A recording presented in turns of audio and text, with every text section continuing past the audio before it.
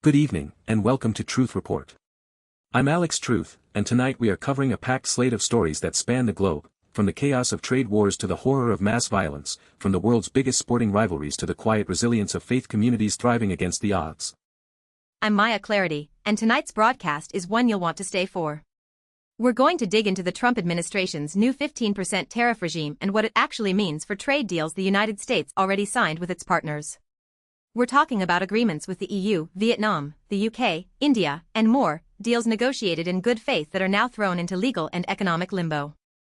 We'll also take you to Nigeria, where armed attackers killed dozens of people and abducted women and children in a village raid that has left communities devastated. We'll look at the security failures and the deeper structural violence driving these attacks. Plus, the North London Derby is underway, Tottenham Hotspur hosting Arsenal in what could be a defining match in this Premier League season. England's cricketers have crushed Sri Lanka in their T20 World Cup Super 8 opener. And we'll bring you a story from Colombia, where a small but vibrant Muslim community is celebrating Ramadan in a country that is overwhelmingly Catholic. There's a thread connecting all of these stories tonight, and we're going to pull it. Let's get started. We begin tonight with the story that is reshaping the global economic order in real time. The Trump administration has moved forward with a sweeping 15% tariff on imports from virtually every major trading partner of the United States.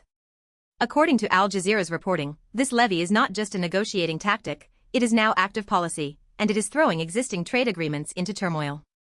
Let's be clear about what's happening here. The United States spent years, in some cases, decades, negotiating bilateral and multilateral trade agreements with countries around the world. These aren't handshake deals. These are legally binding frameworks that govern hundreds of billions of dollars in commerce.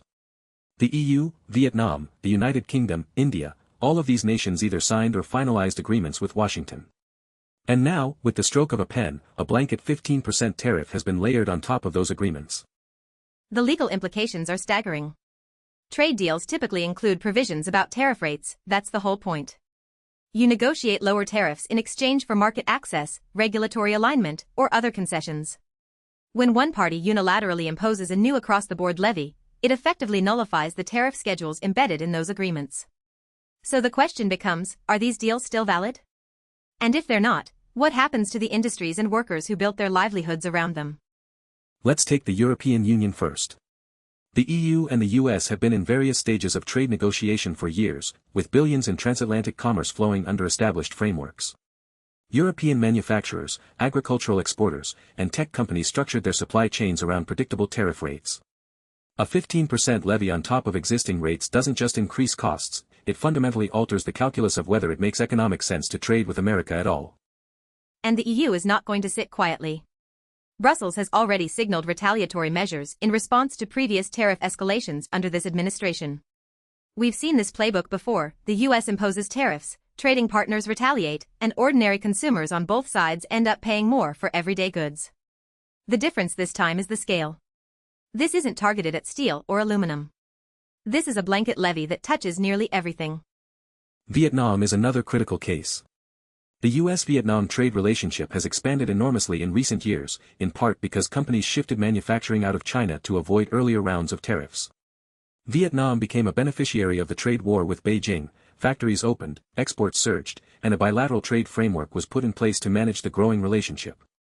Now, Vietnamese exporters face the same 15% wall.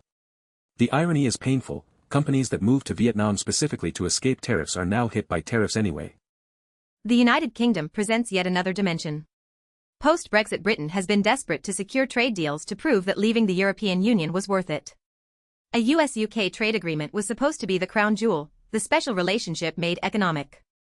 According to reporting, a deal was either signed or in its final stages. This tariff regime undermines that entire effort. British exporters, from Scotch whisky producers to automotive manufacturers, are now staring at a 15% cost increase that they cannot absorb. And then there's India. The US-India trade relationship is massive and complex, with India serving as both a major market for American goods and a significant exporter to the United States. A trade deal with India was seen as a strategic priority, not just economically, but geopolitically, as Washington courts New Delhi as a counterweight to Beijing. Slapping a 15% tariff on Indian goods sends a confusing signal at best and a hostile one at worst. Here's the deeper question that nobody in Washington seems willing to answer: what is the actual strategy? If the goal is to bring manufacturing back to the United States, tariffs alone won't do it. You need infrastructure investment, workforce training, regulatory reform. A tariff is a tax, and like all taxes, it gets passed along. American importers pay it. American retailers pay it. And ultimately, American consumers pay it at the checkout counter. The people who benefit from this chaos are a narrow band of domestic producers who compete directly with imports and can now raise their prices under the umbrella of reduced foreign competition. But for every winner, there are dozens of losers: downstream manufacturers who rely on imported components, exporters who face retaliation abroad, and consumers who see prices rise across the board. This is not a policy designed to help working Americans. This is a policy designed to look tough on trade while the costs are quietly distributed across the economy. And let's talk about the diplomatic fallout. Trade agreements are built on trust. When you sign a deal, you're saying, these are the rules, and we'll abide by them. When you unilaterally override those rules with a blanket tariff, you're telling every country in the world that America's word is not reliable. That has consequences far beyond trade. It affects security alliances, diplomatic negotiations, and the broader international order that the United States built and led for 70 years.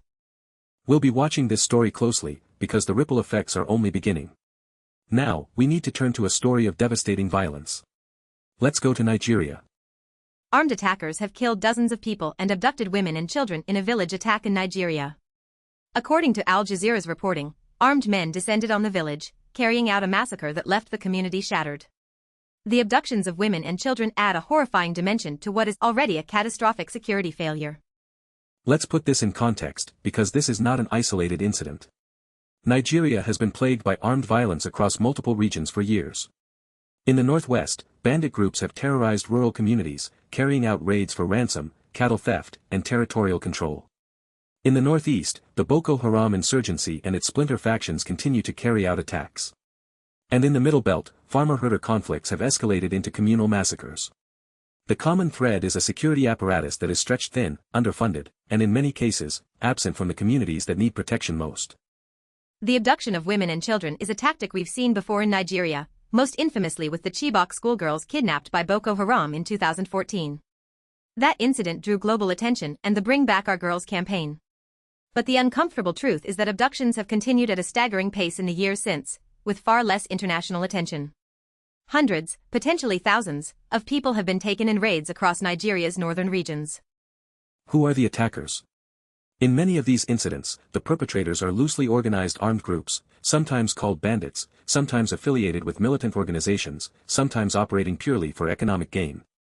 The lines between criminal enterprise and ideological militancy are blurred, and that blurring makes the problem harder to address.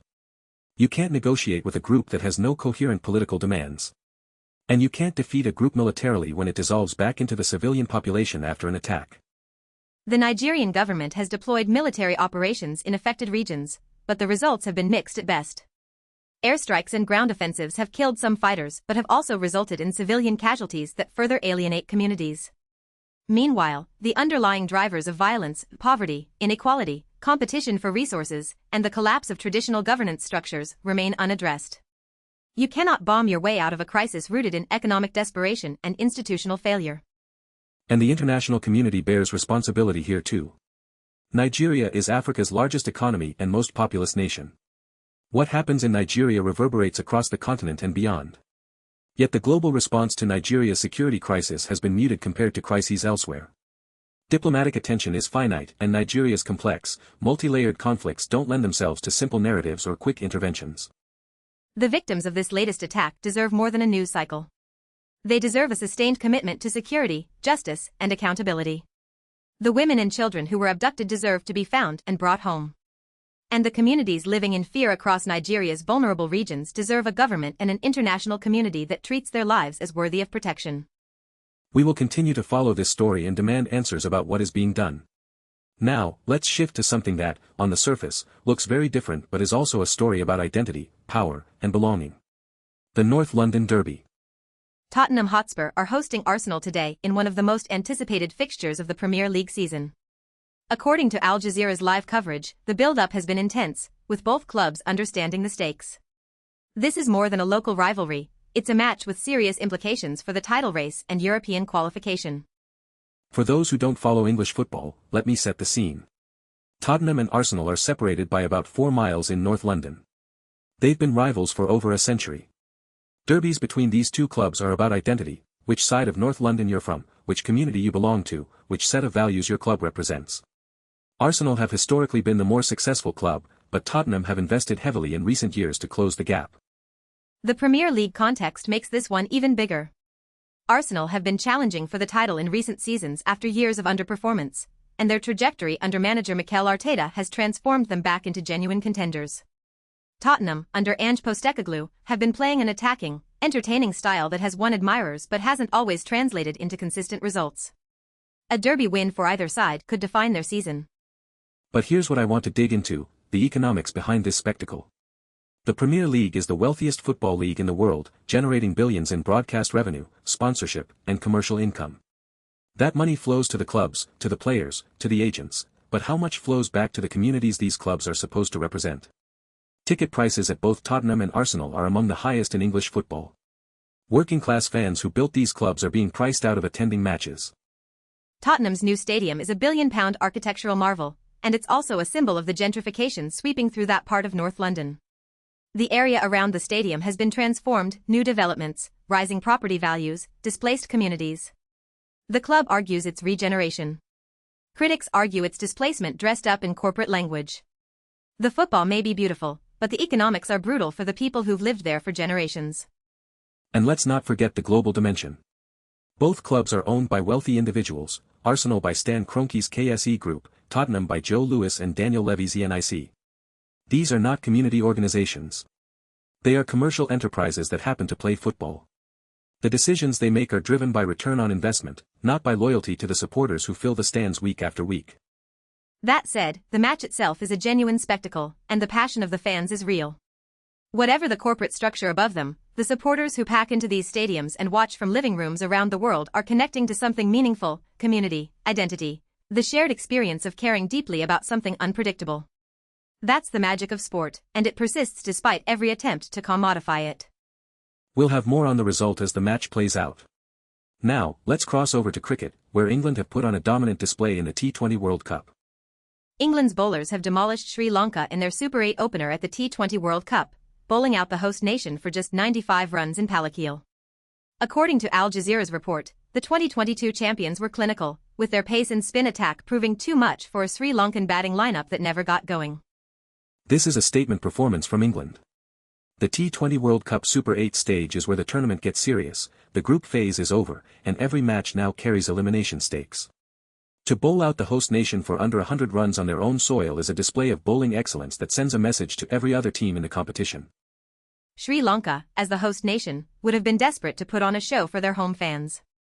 Palakkale is a ground where Sri Lankan batters have historically performed well, and the crowd support should have been a significant advantage. But England's bowlers clearly had a plan and executed it ruthlessly. When you restrict a T20 side to 95, you've done something exceptional. There's a broader story here about English cricket's resurgence in white ball formats. England were once considered plodding and conservative in limited overs cricket. The transformation began after their humiliating first-round exit from the 2015 World Cup, when the ECB committed to an aggressive, attacking philosophy. That investment paid off with the 2019 ODI World Cup and the 2022 T20 World Cup. This result suggests the pipeline of talent and the tactical approach remain strong. But let's also talk about what this means for Sri Lanka. Cricket is more than a sport in Sri Lanka, it's a source of national pride, a unifying force in a country that has endured civil war, political upheaval, and economic crisis. Hosting the T20 World Cup was supposed to be a moment of celebration, a chance to showcase the country to the world. Being bowled out for 95 in the opening Super 8 match is a painful blow, not just sportingly but symbolically. Sri Lankan cricket has been in a period of transition, with the golden generation of players, the Sangakaras, the Jayawardenens, the Malingas, long retired and the next generation still finding its feet. Investment in domestic cricket infrastructure and development has been inconsistent, and the administrative side of Sri Lanka cricket has been plagued by governance issues. The on-field results are, in many ways, a reflection of off-field dysfunction. That's the pattern we see across sport globally. Success on the field is built on structures off the field. Investment in grassroots development, coaching, infrastructure, and governance. When those foundations crumble, results follow. England's cricket success isn't an accident, it's the product of deliberate strategic investment. Sri Lanka's struggles aren't inevitable, they're the product of neglect and mismanagement. Well said. Now, let's move to a story that is quieter but no less important. Colombia's Muslim community and their celebration of Ramadan. According to Al Jazeera's reporting, Colombia's Muslims make up less than 0.2% of the population in a country that is overwhelmingly Catholic. And yet, this small community is celebrating Ramadan with a vibrancy and commitment that speaks to the resilience of faith and identity when you are a tiny minority in a vast cultural landscape. This is a story about what it means to maintain your identity when everything around you reflects a different tradition. Colombia is one of the most Catholic countries in Latin America, a legacy of Spanish colonialism that embedded Catholicism into every layer of society, from laws to holidays to social norms. To be Muslim in that context is to navigate a daily negotiation between your faith and the dominant culture. The history of Islam in Latin America is far more complex than most people realize. Muslim communities have existed in the region for centuries, with roots tracing back to Moorish influences carried by Spanish colonizers, to African Muslims brought as enslaved people, and to waves of immigration from the Middle East, particularly from Lebanon, Syria, and Palestine, in the 19th and 20th centuries. Colombia's Muslim community is part of this broader tapestry. What strikes me about this story is the phrase, small but mighty. It captures something essential about minority communities everywhere. Size does not determine significance. A community of a few thousand Muslims in a country of 50 million is, by the numbers, statistically negligible.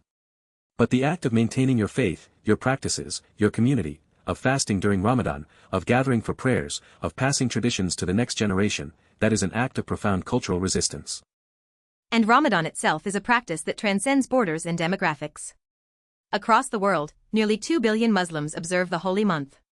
From the mega-mosques of Istanbul to a small prayer room in Bogotá, the experience of fasting from dawn to dusk, of communal iftar meals, of spiritual reflection, it's a shared global practice that connects a tiny community in Colombia to the wider Islamic world. There's also an important point here about religious pluralism. Colombia's constitution guarantees freedom of religion, and the country has made significant strides toward recognizing its religious diversity. But legal protections and lived experience are different things. Being a Muslim in a Catholic-majority country means navigating assumptions, misconceptions, and sometimes outright prejudice. The community's ability to celebrate openly and proudly is both a testament to their resilience and a measure of Colombia's commitment to its own pluralistic values. And in a global moment where Islamophobia remains a persistent force, where Muslim communities in Europe, North America, and elsewhere face surveillance, discrimination, and political scapegoating, the story of Colombian Muslims celebrating Ramadan is a reminder that faith communities persist. They adapt, they build, they celebrate. They refuse to be defined by the hostility they sometimes face. It's a beautiful and important story, and we're glad to bring it to you tonight. Now, Maya, let's step back and look at all 5 of these stories together, because I think there's a thread connecting them that we need to pull. You're right, Alex. On the surface, these stories look unrelated: tariffs, village massacres, football derbies, cricket matches, Ramadan in Colombia. But when you dig deeper, every single one of these stories is about power, identity, and who gets to belong. Start with the tariffs. That story is fundamentally about who has the power to rewrite the rules of the global economy. The United States, by virtue of being the world's largest economy, can impose a 15% levy and force every other country to react. Vietnam doesn't get to impose blanket tariffs on American goods without consequences. Neither does India or the UK. Power asymmetry is the foundation of the entire trade system, and this tariff regime is an exercise of raw economic dominance. The Nigeria story is about the absence of power, specifically, the absence of state power in regions where communities are left to fend for themselves against armed attackers. When the government cannot or will not protect its citizens, it creates a vacuum that armed groups fill with violence. The women and children abducted in that raid are victims not just of the attackers, but of a system that failed to protect them. The North London Derby is about identity and belonging in a commercialized space. Football clubs were born from working-class communities, and now they're owned by billionaires and broadcast to global audiences. The tension between local identity and global capital is playing out in real time every match day. The fans belong to the club emotionally, but they don't own it. That gap between belonging and ownership is one of the defining tensions of modern life. The cricket story mirrors that dynamic. England's dominance over Sri Lanka reflects not just superior skill but superior investment, infrastructure, and institutional stability.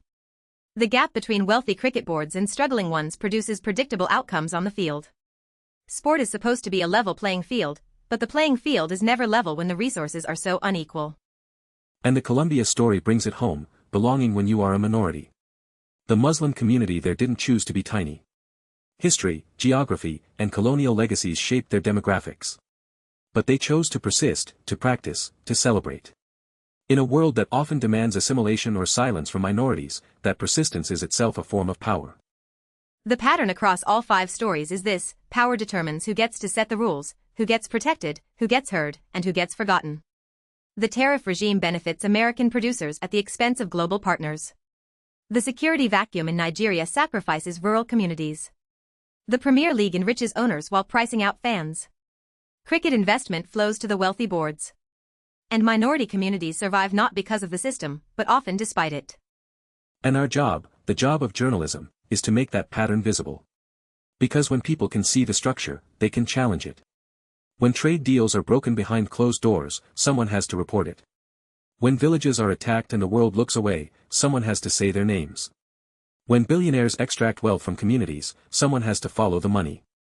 That is exactly right. And that's why Truth Report exists. Not to give you headlines, you can get those anywhere. But to connect the dots, to show you the architecture of power that shapes every story on your screen, and to insist that the people at the bottom of that architecture matter just as much as the people at the top. Before we go tonight, we want to leave you with this. The world is not as chaotic as it appears. There are patterns, there are systems, and there are choices being made by people with power that affect all of us. Your job as citizens is to pay attention, to demand accountability, and to refuse to accept the idea that this is just the way things are. It isn't. Things are this way because people in power chose to make them this way. And that means different choices are possible. Stay informed. Stay critical. Challenge the narratives you're given, including ours. Read the sources, follow the money, ask who benefits. That's not cynicism, that's citizenship. For Truth Report, I'm Alex Truth.